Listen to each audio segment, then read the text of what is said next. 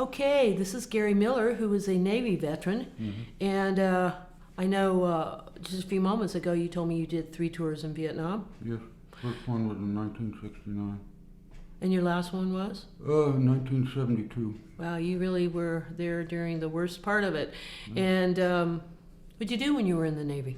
I was an aircraft structural mechanic. I worked on Phantoms, F4s, B-series and J-series. I did hydraulics, pneumatics, structure, painting, corrosion control, the whole bit. Gary, what brought you to U.S. Vets? What happened to you?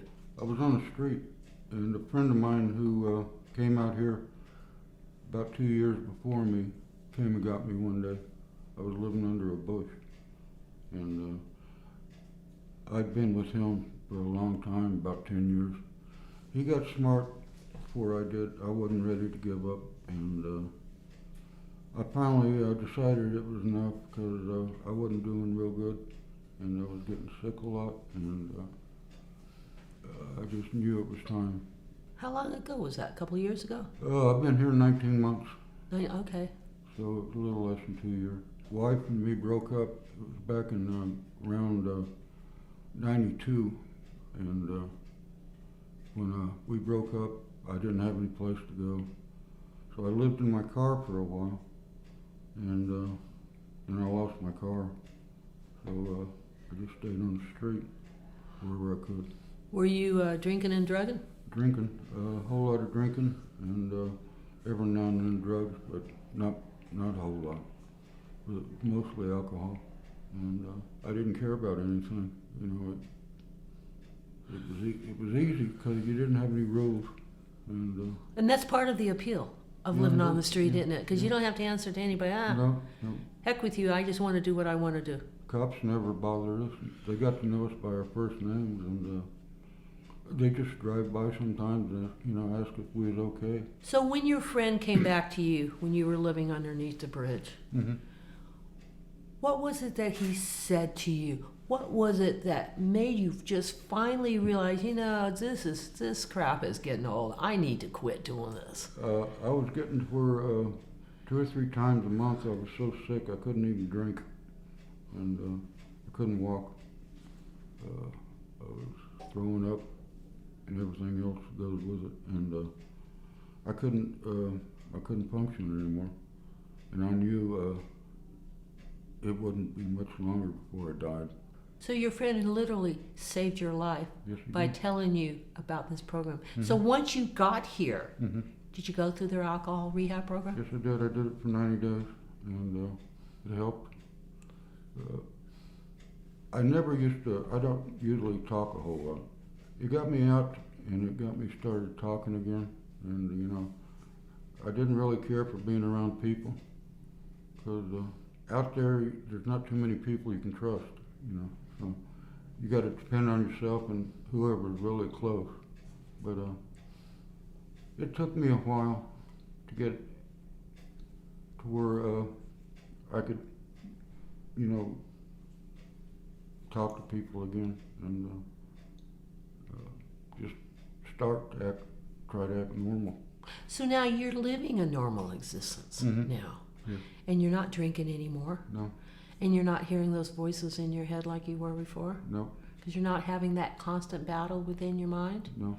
So now, what is it that you're doing now through U.S. Vets? Taking it easy and just keeping it in the back of my mind that, 1 or 2 drinks and I'll be right back to where I started from. So since you just said that, and you have that problem, and there are so many homeless veterans on the street, what is the best piece of advice that you could give them? Because you've been there. You've been where they're at. How would you persuade them to get off the street and come here? How would you do that?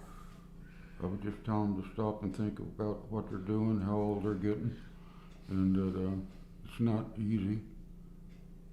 A lot of people would rather, think that they'd rather live on the street than be in someplace. But there comes a time when you got to give up, look for help from, wherever you can grab it. And sooner or later you'll get there. But being out there, it's a dead end, and you're gonna die out there. I knew I was gonna die because it was getting really bad. And ever since I quit, I've got things now that I never thought I'd have again. Like what? I got my driver's license back. I got a car.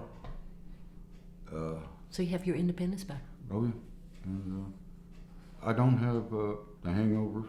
I'm not sick like I used to be. And it's just a complete reversal of where I was 2 years ago. I appreciate everything these people have done for me. But they didn't give you a handout. No. They gave No. you a handout. Yeah, yeah. They gave me time to think about what I was doing and what I could do if I quit doing that. And if I know that if I don't do what I need to do, I'll be right back out there. And I don't want that. So if you can do it, others can do it. I haven't had any cravings because, like I said, if I do, I'll be right back, and I don't want to do it. So every day is a struggle, isn't it? It's in the back of my mind, but it's getting further and further pushed back to where I don't hardly think about it anymore. But it's always there. If I take one drink, that's it. It's all gone. Well, you work too hard to get to where you're at now, so Yeah. you're not going to do that, are you, Gary? No, Okay. no, no. Thank you so much, sir. Thank you.